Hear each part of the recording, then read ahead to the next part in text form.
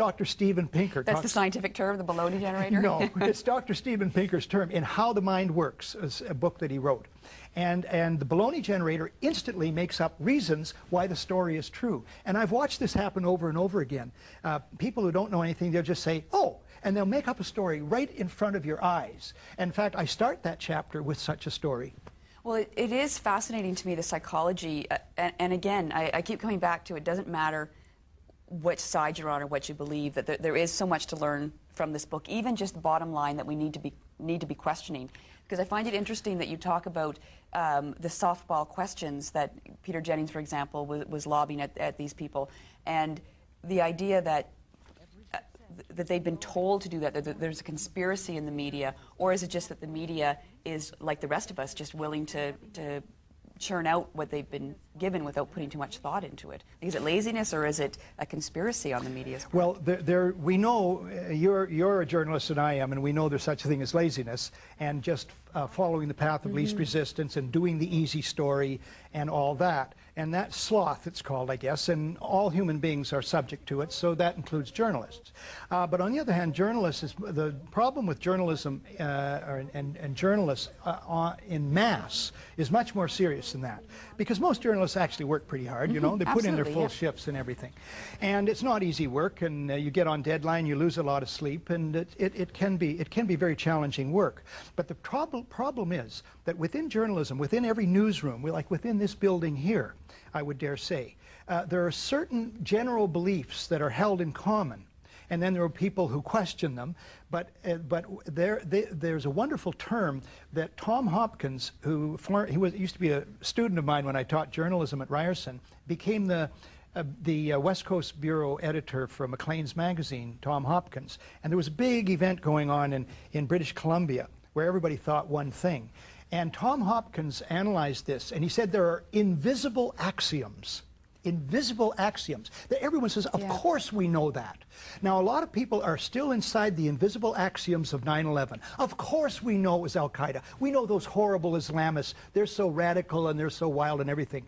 And people who believe that, I'm sorry to say, that they're not paying attention to a whole lot of evidence. It doesn't matter if every Muslim in the world was as horrible as you can name.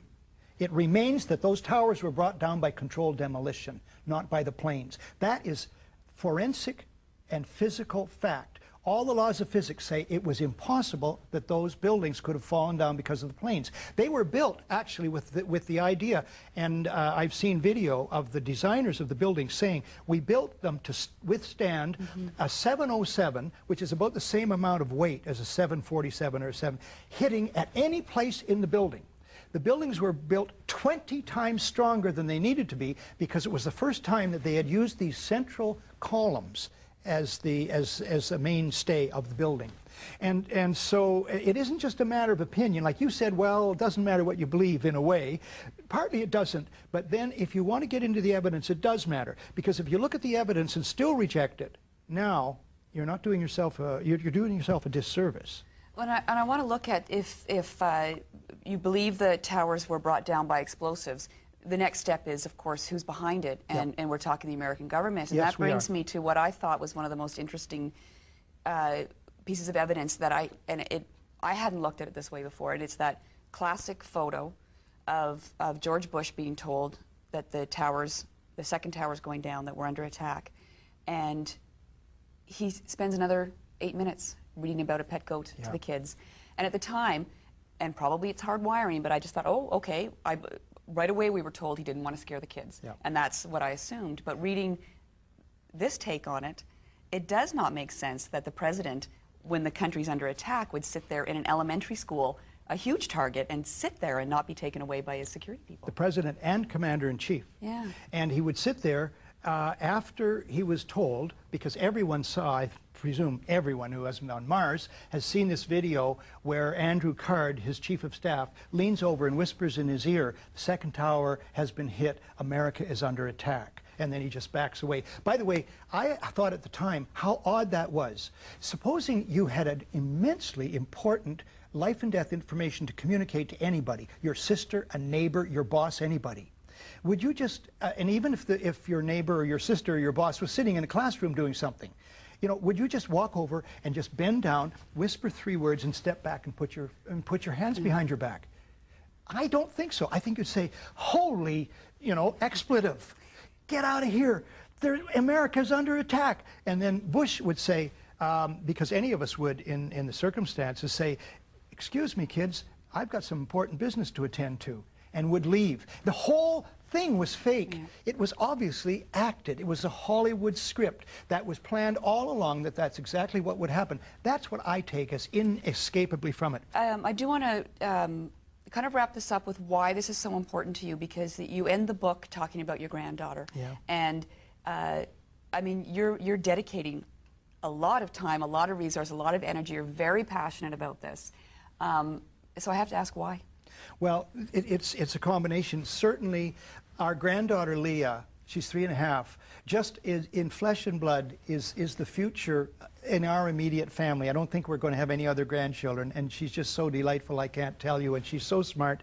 And I want to be able later on to look her in the eyes, because she is going to ask, I'm just certain all the young people are going to ask, what were you doing when this horrible cabal, the Bushites and the arms industry and this whole gang of people who are causing more and more gap between rich and poor in the world, inflicting pain and war on people and so on, what were you doing to stop them?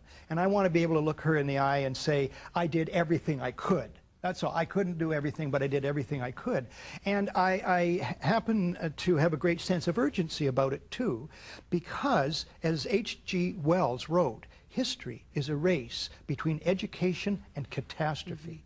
And I think that if we don't stop or derail or undermine or call to account, whatever it is, this cabal, these horrible the combination of the arms industry and the so-called intelligence agencies, the military, industrial people, it's a cabal now horribly corporatized that want war, need war, profit from resource theft and so on.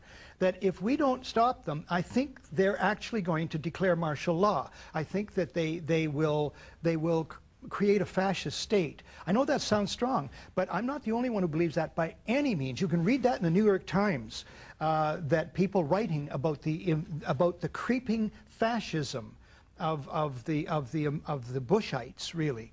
So, and they may fix the next election, or the worst thing of all, and it could be on tape here if you want, as a prediction, which I hope is very much wrong, that before the next American election, there will be another false flag operation, even more iconic and drastic than 9/11, probably a dirty nuclear bomb exploded on American territory, which will instantly be blamed on Iran using leftover nuclear materials from the old Russian armaments. And then they'll say, they'll have an excuse for invading Iran. It'll be a noble cause that's justified. That kind of thing is in the offing. They have done it before many times, and 9/11 is the main recent case in point. And it was so in your face that we have evidence it was done, and that's why it's very important to get more and more and more people to at least look at the possibility. Well, in terms of your prediction, I've actually heard that, and since this book has come across my desk, it sparked so many conversations with friends and coworkers, and I've heard that prediction from other people as well. So Towers of Deception definitely will get you thinking. So thank you very much, Barrie. Well, thank you so much, Joanne.